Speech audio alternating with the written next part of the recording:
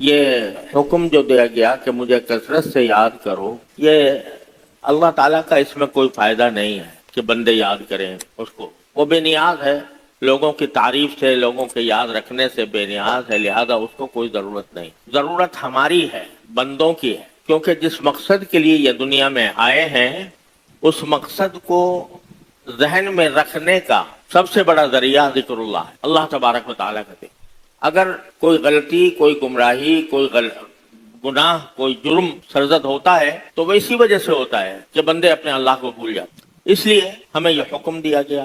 اور جیسا کہ میں نے پہلے بھی عرض کیا تھا کہ ذکر اللہ کو اللہ تعالی نے اتنا آسان کر دیا ہے کہ آدمی چلتے پھرتے بھی، اٹھتے بیٹھتے بھی، لیٹے بھی ذکر کر سکتا ہے۔ نہ وضو کی شرط ہے، نہ بیٹھنے کی شرط ہے، نہ قبلہ رو ہونے کی شرط ہے، ہر وقت زبان کے اوپر اللہ کا نام رہے۔ جب عادت پڑ جاتی ہے، اللہ تبارک و تعالی ہم سب کو اس کی توفیق عطا فرمائے کہ انسان جب کبھی خاموش ہے اس وقت بھی اس کی زبان اللہ کے ذکر سے تر رہتی۔ میں نے اپنی دادی صاحبہ رحمت اللہ تعالی علیہ، جو یہیں ہمارے اس قبرستان میں مدفون ہے، وہ حضرت گنگوہی رحمت اللہ علیہ سے مرید تھی۔ حضرت قطب الارشاد حضرت مولانا رشید احمد صاحب گنگوہی رحمۃ اللہ علیہ کی مریدہ تھی۔ میرے دادا بھی حضرت مولانا محمد یاسین صاحب، جن کے نام پر یہ باب یاسین ہے، وہ بھی دارالعلوم دیوبند کے ہم عمر تھے، یعنی جس سال دارالعلوم دیوبند قائم ہوا اسی سال میرے دادا حضرت مولانا محمد یاسین صاحب رحمۃ اللہ علیہ کی ولادت ہوئی، اور حضرت حکیم الامت مولانا اشرف علی صاحب تھانوی رحمۃ اللہ علیہ کے ہم سبق تھے، یعنی ساتھ ہی پڑھا ہے اور ساتھ ہی فارغ ہوئے ہیں، اور دارالعلوم دیوبند میں ساری زندگی پڑھاتے رہے، اور کئی پشتوں نے ان سے ان کی شاگردی کی۔ وہ حضرت گنگوہی رحمۃ اللہ علیہ کے مرید تھے، اور عادت یہ تھی کہ جب سارے ہفتے دارالعلوم میں پڑھاتے تھے، دارالعلوم دیوبند میں، تو جب جمعرات آتی تھی، چھٹی کا دن آتا تھا، تو وہ پیدل دیوبند سے گنگوہ تک سفر کیا کرتے تھے، اور رات حضرت گنگوہی رحمۃ اللہ علیہ کے ساتھ گزارتے تھے، اور اگلے دن جمعہ حضرت کے ساتھ پڑھ کر پھر پیدل واپس دیوبند آتے۔ تو وہ خود بھی حضرت گنگوہی رحمۃ اللہ علیہ کے مرید تھے، اور انہوں نے اپنی اہلیہ یعنی میری دادی صاحبہ کو بھی مرید کرایا ہوا تھا۔ تو ہم تو بچپن سے یہ دیکھتے تھے کہ ان کے ہر سانس کے ساتھ ہم سنتے تھے، ہر سانس کے ساتھ اللہ اللہ اللہ کی آواز آیا کرتی۔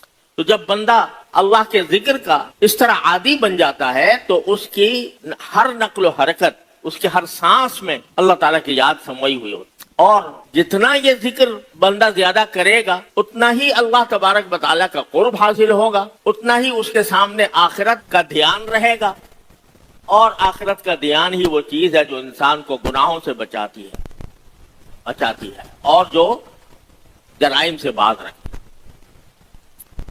تو اس لیے اللہ تبارک و تعالیٰ نے ہمیں یہ حکم دیا ہے، اور جیسا میں نے عرض کیا تھا کہ بہت سی قسمیں ہیں ذکر کی، جن میں سے ایک میں نے عرض کیا تھا تلاوت قرآن۔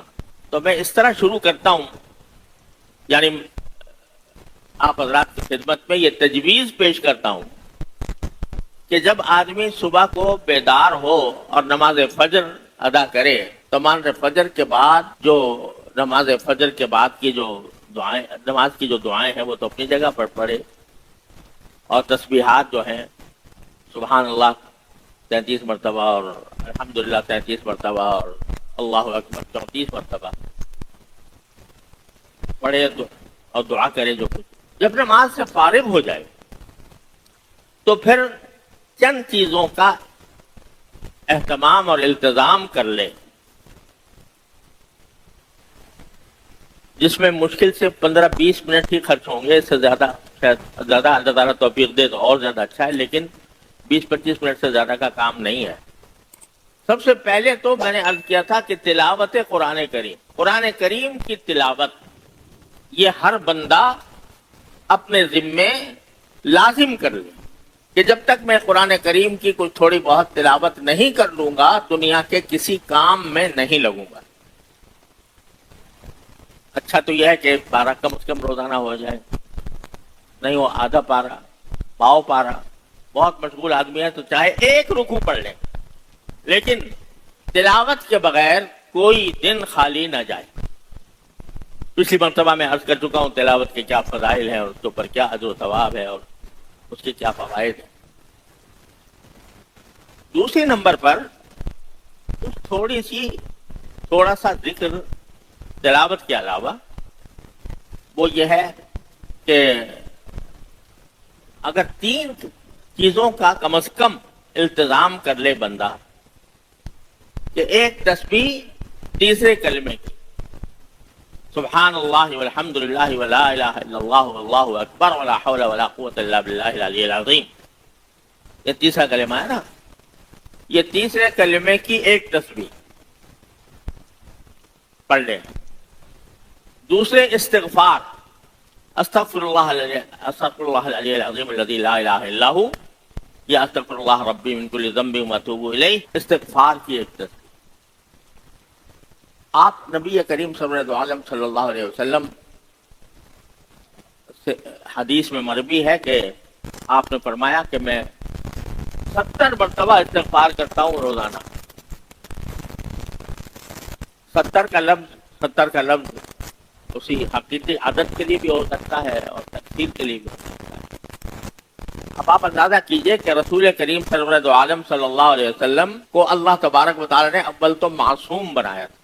آپ سے کسی گناہ کے سرزد ہونے کا کوئی احتمال ہی نہیں، اللہ نے معصوم بنا دیا، کبھی گناہ سرزد ہوا ہی نہیں.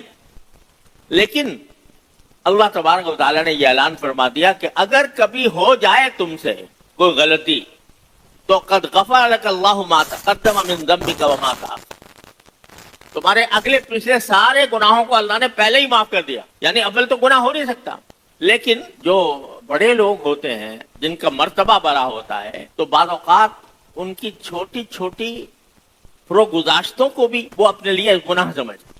بلکہ علماء کرام نے لکھا ہے کہ نبی کریم سرورد عالم صلی اللہ علیہ وسلم ہر آن ترقی کا فرماتے تھے، درجات میں آپ کے ہر آن ترقی ہو رہی ہوتی تھی. آج ایک درجہ ہے، بڑا عالی شان درجہ ہے، لیکن اگلے دن مثلا اس سے اعلیٰ درجہ حاصل ہوتا، اس سے اگلے دن اس سے اعلیٰ درجہ، اس سے اگلے دن اور سے اعلیٰ درجہ. تو جب اعلیٰ درجے پر آپ پہنچتے تو اپنے پچھلے درجے کو اپنے لیے گناہ سمجھتے تھے کہ بھئی یہ تو میں نیچے والے درجے میں تھا، یہ میرے لیے میری غلطی تھی، میرا گناہ، اس کو گناہ سمجھتے تھے. تو حسنات الابرار سیئات المقربین، یعنی نیک لوگوں کی جو اچھائیاں ہوتی ہیں وہ مقرب لوگوں ان کو اپنے لیے برائی سمجھتے ہیں. مثلا نیک لوگ جو ہیں وہ فرائض پر اکتفا، فرائض واجبات پر اکتفا کر لی، انہوں نے سنتیں پڑھ لی، نفلیں کوئی نہیں پڑھی، تو نیک تو ہیں اس لیے کہ فرائض ادا کر لیے، واجبات ادا کر لیے، سنتیں ادا کر لی موقع، نفلیں نہیں پڑھی کبھی، یہ نیک لوگوں. تو جو مقرب لوگ ہیں وہ اس کو اپنے لیے برائی سمجھتے ہیں کہ صرف فرائض واجبات اور سنتوں پہ اکتفا کریں، نفلیں نہ پڑھیں. تو حسنات الابرار سیئات المقربین. تو نبی کریم سرورد عالم صلی اللہ علیہ وسلم ویسے تو معصوم تھے تمام خطاؤں سے، لیکن جو اپنے نبوت کے اعلیٰ شان کے مطابق جس کو یہ سمجھتے کہ مجھ سے کوتاہی ہوئی اس پر استغفار فرماتے. تو ہم جیسے لوگ جو صبح شام پتہ نہیں کتنے گناہوں میں، کتنے آفتوں میں گرفتار رہتے ہیں، ہمارے لیے تو استغفار ایک لازمی چیز ہے. تو اس لیے کہتا ہوں کہ ایک تسبیح ہوئی تیسرے کلمے کی سبحان اللہ والحمد للہ ولا الہ الا اللہ واللہ اکبر ولا حول ولا قوۃ الا باللہ العلی العظیم. ایک تسبیح ہوئی استغفار کی، استغفر اللہ العلی العظیم الذی لا الہ الا ہو استغفر اللہ ربی من کل ذنب واتوب الیہ. دونوں میں سے کوئی ایک کر لے یا دونوں کر لے، ایک تسبیح. اور ایک تسبیح درود شریف، اللہم صلی علی سیدنا محمد وعلی آل سیدنا محمد کما صلیت علی ابراہیم وعلی آل ابراہیم انک حمید مجید. سب سے افضل درود یہ ہے جو ہم تحیات میں پڑھتے ہیں. یوں تو درود کے بہت سے صیغے ہیں اور علماء کرام نے درود شریف کی صیغے یعنی درود شریف کے مختلف کلمات جمع کیے ہیں اپنی کتابوں میں، لیکن اس پر اتفاق ہے کہ سارے صیغوں میں سب سے افضل صیغہ درود شریف کا وہ ہے جو ہم نماز میں تحیات میں پڑھتے ہیں. تو یہ درود شریف، یہ 3 تسبیحیں ہوں، ان کا اہتمام کر لیں. اور چوتھی بات یہ کہ اس وقت اللہ تبارک و تعالیٰ کی بارگاہ میں یہ عرض معروض کرے، یہ دعا کرے کہ یا اللہ آج کا دن شروع ہو رہا ہے اور اب میں دنیا کے مختلف کاموں کے لیے نکلوں گا، تو یہ میں ایک ایسے معرکے میں داخل ہو رہا ہوں، ایسے کارزار میں داخل ہو رہا ہوں جہاں پر قدم قدم پر نفس اور شیطان بہکاتا ہے انسان. تو اللہ میں آپ کی بارگاہ میں یہ دعا کرتا ہوں کہ یا اللہ جب میں اس کارزار زندگی میں داخل ہوں، زندگی کے کاروبار میں داخل ہوں، تو اللہ میری نفس اور شیطان سے میری حفاظت فرمائیے گا اور مجھے گناہوں سے مجھے محفوظ رکھے. اپنی طرف سے یہ نیت کر لو کہ جو کام کروں گا اے اللہ میں آپ کی رضا کے لیے کروں گا. ان صلاتی و نسکی و محیایا و مماتی للہ رب العالمین. کہ اللہ میری نماز بھی آپ کے لیے، میری قربانی بھی آپ کے لیے، میری عبادت بھی آپ کے لیے، میرا مرنا اور جینا بھی آپ کے لیے. یہ نیت کر لو اور یہ سمجھو کہ بھئی اب روزی کمانے جاؤں گا تو وہ بھی اللہ کے حکم کی وجہ سے جاؤں گا، نبی کریم سرور عالم صلی اللہ علیہ وسلم کی سنت کے اتباع میں جاؤں گا. اپنے گھر والوں سے ملوں گا تو وہ بھی آپ کی سنت کی اتباع میں ملوں گا. اگر بازار میں کسی سے ملاقات ہوگی، دوست احباب کے ساتھ اٹھنا بیٹھنا ہوگا تو وہ بھی اللہ کی رضا کے لیے ہوگا. تو یہ دعا کر لو اور یہ نیت اخلاص کی پیدا کر رہے ہیں. صبح کے وقت میں یہ چند منٹ کا کام، مشکل سے آدھے گھنٹے کا کام، کچھ زیادہ لمبا چوڑا مشکل بھی نہیں ہے، اس کا اہتمام کریں. تو یہ ذکر اللہ کے اوپر بندے کو آمادہ کرنے کے لیے، ذکر اللہ کے لیے تیار کرنے کے لیے یہ بہترین عمل ہے. تلاوت قرآن کریم، 3 تسبیحات، اللہ تعالیٰ سے دعا اور اللہ تعالیٰ سے اخلاص کی بھی دعا اور اپنے عمل کی درستی کے لیے بھی دعا. اس کے بعد آپ نکل گئے کاروبار زندگی. ٹھیک ہے، جو اللہ تعالیٰ نے حلال کیا ہے وہ سب آپ کے لیے حلال ہے. تجارت ہو تو تجارت حلال ہے، ملازمت ہو تو ملازمت حلال ہے، کاشتکاری ہو تو کاشتکاری حلال ہے. جتنے بھی روزی کمانے کے ذریعے ہیں وہ سب اللہ تعالیٰ نے حلال کیے. بس اتنا ہو کہ پہلی بات یہ کہ چلتے پھرتے اٹھتے بیٹھتے زبان پر کوئی نہ کوئی ذکر رہے. یعنی وہ تو کر لیا اپنی جگہ معمول پورا، لیکن معمول کے پورا کرنے کے بعد بھی چلتے پھرتے اٹھتے بیٹھتے زبان پر کوئی ذکر ہو. سبحان اللہ، الحمدللہ، لا الہ الا اللہ، اللہ اکبر، ان کلمات میں سے یا درود شریف، بس جو بھی زبان پر آ جائے وہ زبان اس سے تر رہے چلتے پھرتے اٹھتے بیٹھتے. دیکھو اسی کو قرآن کریم نے اولو الالباب کہا، یعنی وہ لوگ ہیں جو صحیح معنی میں عقل رکھتے. صحیح معنی کون عقل رکھتے ہیں؟ عقل بھی یہ الباب کا لفظ استعمال کیا قرآن کریم نے، جو جمع ہے لب کی. لب کہتے ہیں مغز کو. جیسے بادام کے اندر جو اصل مغز ہوتا ہے وہ ہے اصل مقصود، چھلکا مقصود نہیں ہوتا، تو وہ مغز مقصود ہوتا ہے. عقل کی بھی ایک ظاہر ہے اور ایک اس کا مغز ہے اندر لب. وہ عقل گہری عقل یعنی عقل کا انتہائی درجہ، اس کو لب کہا جاتا ہے. تو قرآن کہتا ہے ان فی خلق السماوات والارض واختلاف اللیل والنہار لآیات لأولی الالباب، کہ آسمانوں اور زمین کی پیدائش میں اور دن کے آنے جانے میں اس میں بڑی نشانیاں ہیں ان لوگوں کے لیے جو خالص، دقیق اور عمیق عقل رکھنے والے ہیں، گہری عقل رکھنے والے ہیں. وہ گہری عقل رکھنے والے کون ہیں؟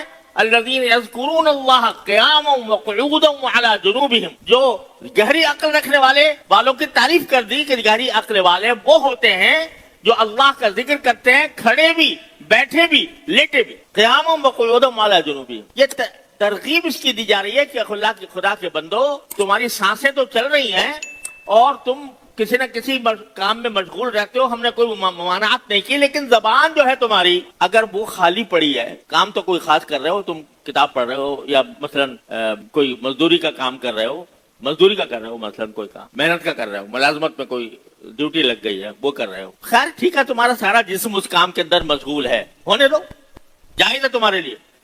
لیکن زبان تو خالی پڑی ہے نا، وہ تو ایسی حالت میں بالکل خالی پڑی ہے، اس کو کیوں خالی پڑا رہنے دیتے ہو؟ اس کے ذریعے اپنے واسطے نیکیوں کا ڈھیر لگاؤ، نیکیوں کا ذخیرہ کرو. سبحان اللہ ایک کلمہ حدیث میں آتا ہے میزان عمل کو بھر دیتا ہے. تو اس کلمے کی زبان سے ادا کرتے رہو. کیا تکلیف ہے؟ کوئی مشقت نہیں، کوئی خرچہ نہیں، وقت کا بھی خرچہ نہیں، کیونکہ اپنے کام میں لگے ہو. دل بیار، دست بکار و دل بیار، کہ ہاتھ تو کام میں لگے ہوئے ہیں اور دل اپنے محبوب کے یاد میں مصروف ہے. تو زبان کو کیوں خالی چھوڑتے ہو؟ زبان کو اللہ کے ذکر سے تر رکھو، چلتے پھرتے اٹھتے بیٹھتے. قیامم وقعودم علی جنوبہم، ایک جگہ نہیں، قرآن نے کئی جگہ یہ کہا ہے. اور ایک جگہ فرمایا فاذکروا اللہ قیاما وقعودا وعلی جنوبکم، کہ اللہ کے ذکر کو کھڑے بھی، بیٹھے بھی اور لیٹے ہوئے بھی. زبان کو خالی مت چھوڑو، کیونکہ اگر زبان کو تم نے خالی چھوڑ دیا تو یہ مقولہ مشہور ہے کہ خانہ خالی نہ دیو میں گیرت. جو مکان خالی ہوتا ہے